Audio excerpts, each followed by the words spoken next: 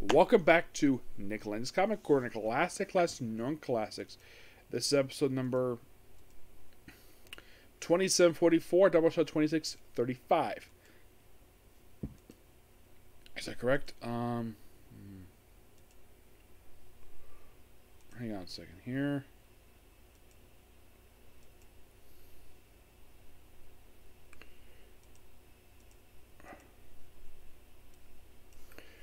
Okay, that's better. So it's actually... Hang on. Okay, so the actual number is 2744 and Doubleshot 2638.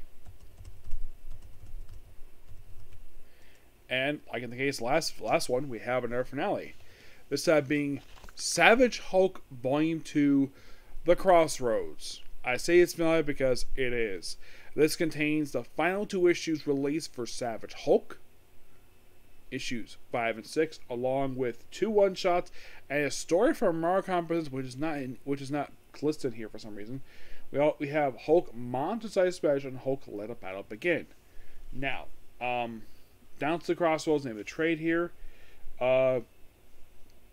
Gamrock, that is from Battle Begin. So the Savage Hulk issues are done by Gabe Herman and Karina Brico, and Gabe Herman does the artwork. Monster-Sized Hulk, the first story, is written by Jeff Parker, and Gabe Herman does the artwork. Hulk by Night is written by Steve Niles, art by Luca Barrio. Gabe Herman does the artwork for the third story, which is called Blood Count, with Peter David the art on the writing. Let the Battle Begin. The initial story is by Jesse Blaze Snyder, artwork by Keith Kurth.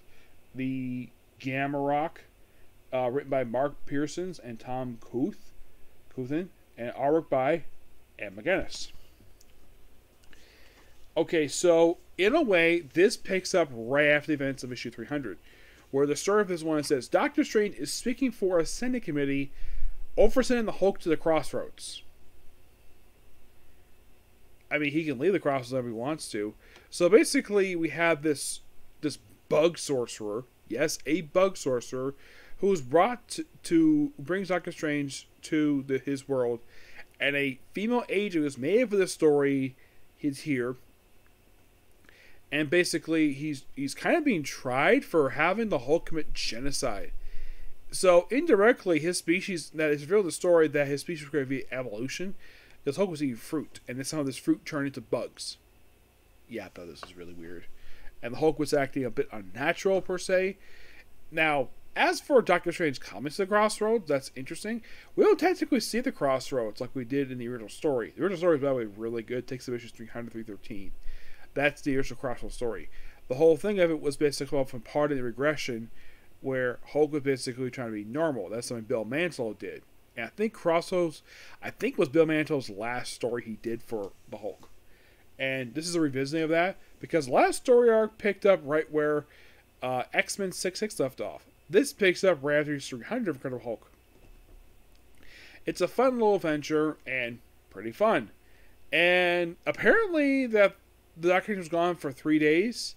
He thinks he probably came right back. He probably thinks he wasn't gone very long, but apparently he was gone for 3 days. But yeah, that's the Savage Hulk series. I do not know why they ended the series for. It is, you would think maybe it was ended because of low sales. I highly doubt it. It is surprising though. The opening story was 4 issues. This is like a quick 2-parter, and then the series is done. Yeah, and the series got replaced with a miniseries, Thanos vs. Hulk. Yes. Now, Monster-Sized Hulk. So, the opening story is in Lyon, France, which, fun fact, WWE was actually just there last month. On their second last pay-per-view, they're Backlash. So, Bruce Banner's in France, and this story involves the Frankenstein monster. Yes, Bruce Banner somehow come across it. It's like, reading this story, it's like basically a retelling of Frankenstein meets the Wolfman. That's kind of exactly what this story is. It's like Hulk is taking the place of the Wolfman and basically interact with Marvel's version of Frankenstein monster. Yes, he's inspired by the Universal monster, but he's not rip off of him. It's a great story. And then we have, like, right after this, we have... Get this. So, in the first story, he runs the Frankenstein monster. Here, next story, he runs the Wear It By Night, where he's in Italy. Yes. The whole cage thing. It's like, the first one is basically I mentioned it, just... This one, not sure what this one's inspired by. Okay, Tomb. I'd say more of Frankenstein meets the Wolfman. So, like, fighting around. Yeah, and then the third story is Grimm's Tales. Yeah, it's mostly put Hulk fighting other monsters throughout the DC Marvel Universe, like 2 pages. And then we have a text story, Blood Count. So, it's a text story. It's basically, in a way... So, they apparently couldn't get the artwork properly for this one, maybe in time. This one is Hulk versus freaking Dracula. Like, what? Yeah, really. Hulk versus Dracula. And then we have Let the Battle Begin, Gamma Rock. This actually was originally presented in Mark Presents Volume Number 9. Yes. And it's different artwork per se for this one. This mostly put as Hulk is basically, it look like they're smashing stuff. Actually, it's the Wrecking Crew who was smashing the Mount Rushmore. Yep. And people like for clothes like what happened? Struck by lightning. What the? Abducted by aliens. What? So versus cash? Struck by lightning. Clothes? The aliens. Eyeglasses. What the? Bachelor party. And a room. I think you're crazy. So, yeah, and of course people figure out he's the Hulk. Yeah, it's basically Hulk versus the Wrecking Crew. It's really awesome. Yeah, I find this story a lot of fun. And also, he ends up fighting Thor as well in their story, which is interesting. And then we have Hulk, Let the Battle Begin. This is a different story, where it's like Hulk and the leader. It's a classic Hulk story, basically retold in modern day. It kind of feels like that way, but this book is just really good. Surprising the series last year. I'm glad they included a couple one-shots because my guess is the reason why Marvel included those one-shots in this trade is probably because they were published, but they probably weren't planning to include them in the current Hulk collection. They figured out, okay, we have this Savage Hulk book we canceled. We technically had 2 issues in a trade, so let's throw in two one-shots in here and call it a day, which it's fine. I mean, where else are you going to collect these one-shots? I'm going to give this book roughly a 10 out of 10. Final thoughts on the short-lived Savage Hulk book. It's quite interesting what it is. Was necessary? Not really, no, but that was a really fun book. I actually owned the first trade of this thing. Getting this trade was difficult, per se. So I saw online, they had it from the library. Check it out, got it. So, good book. I give the book roughly 10 out of 10. The series I give 10 out of 10 as well. It was a really fun book. I kind of wish they would continue. You can think of this book as a precursor to some miniseries you get nowadays. You know, exploring gaps, people's runs. This book started that trend. That wouldn't have picked up until like the last couple years. Yes, seriously. Or writers basically would come back to Marvel because, the books at Marvel are not selling too well, so let's bring back old school writers to write stories fill gaps in the run. Or at least try to maybe finish the loose ends in these miniseries. Alright, next up we have is, this is a bit of a surprise for you who write this one. This is Captain America Volume 1 Stand. This collects issues 1 through 6 of Captain America Volume 6, and it's written by J. Michael Straczynski. You're thinking, wait a minute. Is this the guy who wrote Thor, Fantastic Four, Amazing Spider-Man? Well, of course, also the writer basically wrote One More Day. Quite possibly the most hated Spider-Man story of all time. And he also did some work at DC before this. Like, the work he did for DC, he did a brief run for Wonder Woman and Superman. For Superman was grounded, which he had to leave. He was pulled off the book halfway through the story because, and of course he also worked on Wonder Woman Odyssey because he worked on the Superman Earth 1 one-shots. I guess after 3 he was done. Because as far as I can tell, after the third one came out, he did nothing. And then all of a sudden I see, JMS is doing Captain America? That's interesting. I don't think he's written Captain America 4. As far as I can, he's only done one group book for Marvel, Fantastic Four. Solo books, like I mentioned, just Amazing Spider-Man, Thor, and that was it. Yes, he did write the final issues of Sensational Spider-Man and Friendly Neighborhood Spider-Man, but as for runs, this is technically only like the third or fourth book he's worked on, which is not much. Now, you might be interesting. Is there anything mentioned in the previous run with the whole thing with the revolution and all this stuff, basically killing Jack Slazy did? No. This basically goes back to style what Ed Brubaker did with a little bit of flashbacks. And my guess is the reason why that the writer was allowed to do this, because, and this is my personal theory, I don't think the last two runs were well received very well. Yes, the run that preceded the Colin Kelly Cox thing, that was like a pretty interesting run. It had gorgeous cover artwork. But I think what this book probably was missing was the element that Ed Brubaker had when he wrote the book back from 2005 to 2020. Rick did a pretty decent job of the book, but his run was very short. Yes, it was roughly just, I think it was like a little over 2-year run he had with the book. Unlike with, and apparently, like, it seems as though, like, any person who wrote Captain America after that, it just seems as though that, the best way to describe it, it seems like some people just couldn't capture the same magic as Ed Brubaker. So, well, here's what we have here. No, Mike Perkins does not do the artwork for this one. Nope, it's basically Hugh Sands, who does the first 3 issues, and Lynn Medina, who does issues 3 through 6 with Bernard Robbie. So the book starts off with like Cap fighting this a panther robot piloted by some guy, and then you go back to his. Okay, now there's reference to. Oh yeah, there's actually is a mild reference to Captain America: Son of Liberty. So he mentions a hole in his wall and talks to insurance people. And apparently the superintendent basically says he can't do anything because he's been fired from his job. Apparently, like, this apartment building, the Cap mentions that he's living here. Well, it's basically he's living in his parents' apartment.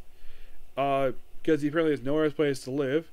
Which, that seems a bit unreal for me to read about that, because I thought he had a penthouse. I thought at least had basically a swanky apartment. Like, it seems like, though, half the time the writers who write Cap seems to remember he lives here or he lives in some fancy apartment. So, basically, it's like, okay, so renovations by building cheap. And he just, well,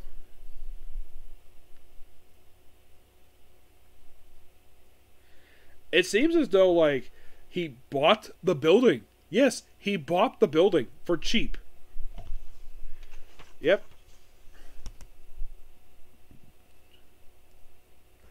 Yeah, apparently he's been living here since the 30s. And apparently you mentioned he was Captain America was 16. And we get the little flashback image and basically he's bloody. Yeah, my guess is the reason why they included a whole fighter aspect for Cap when he was younger. Now here's the thing. This whole aspect of him fighting bullies. That this something was never present when Ed Brubaker, Rick Remender, Ty Kotis, Mark Waid, or the previous writer. This was never mentioned at all. The fact that he fought people before he got the enhancement. My guess is, this is my personal why this is included now. Editors probably warned the writers of Captain America to feature this for years. For a long freaking time, they wanted them to basically bring this in the book. But I guess this is my personal theory. I think they were hesitant to do this, or probably just didn't care. Or they probably think about it, because this aspect of him fighting, he fights bullies, he's always basically beaten up. This is taken to Captain America when this released in 2011. You would think, as Brubaker basically wrote the relaunch that happened that year, maybe he'd feature in the run. Nope. None of the writers ever did. And so, then we get flashback of basically Steve, well, before he joined the army, and then, of course, then he gets wandering out, saying he's visited by the beautiful Invisible Woman.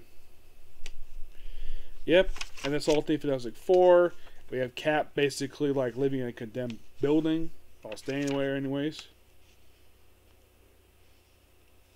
Yeah, and also apparently Cap's only longtime friend aside from Avenger fans is a guy named Arnie. I think I remember him still appearing in the comics. So we got some Indiana Jones stuff where apparently it's like on a little adventure, fighting some demon, and then we see like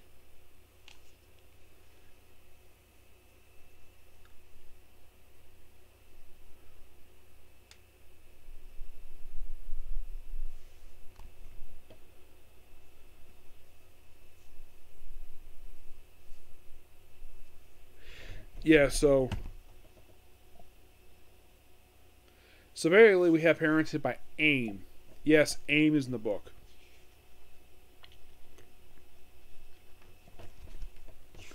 So we deal with AIM in here.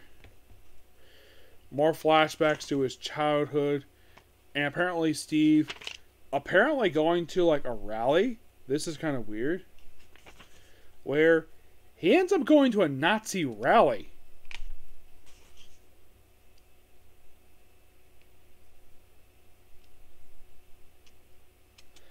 But he doesn't like Nazis very much.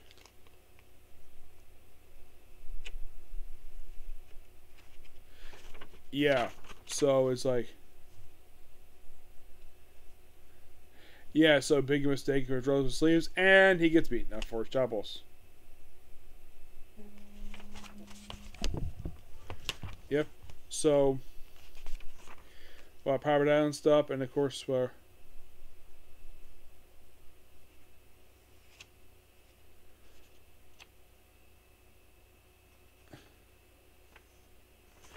yeah, and then we get some stuff, and we get some more. We get some really cool scenes here where Spidey's supposed to be meeting somebody. Being Black Cat.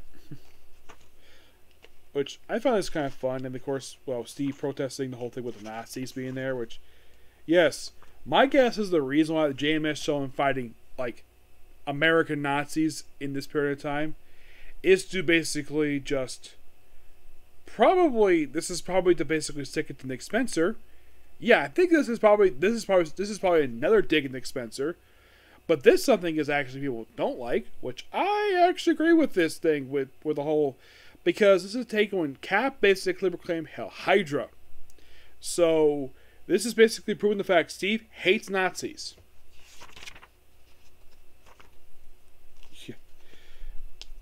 Yeah, it proves the fact that, and we have more flashbacks in here.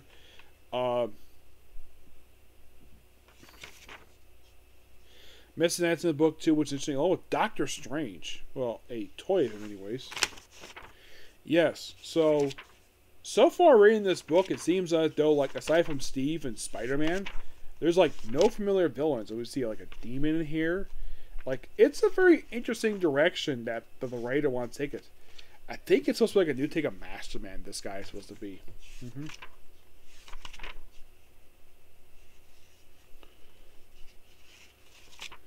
So yeah, more flashbacks to fighting Nazis.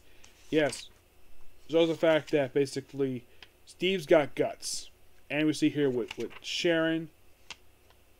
Yeah. There's a bit of occult stuff in here, which is interesting, because Steve doesn't usually deal with the cult. He usually deals with like Nazis or other people with the cult. Yeah, this is something kind of weird, but I don't particularly mind it. It's fine. Oh, and if you're curious, does Sharon put on her destroyer armor in this book? She does. Yep, she does. She becomes the destroyer.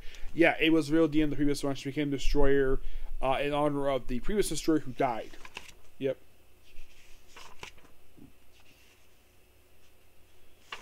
Yeah, so finding the convention center, this book, it just feels like a lot of fun.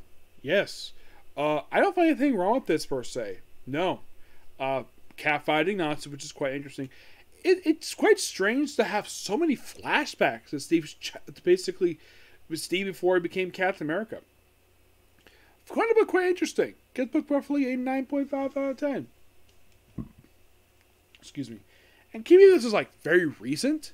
Yes, very recent Captain America stuff. Okay, so that's a particular view. Please be sure to like, comment, subscribe to notifications, and do not hit this like button. Next up, the Misfit of Demon King Academy. Okay, next video.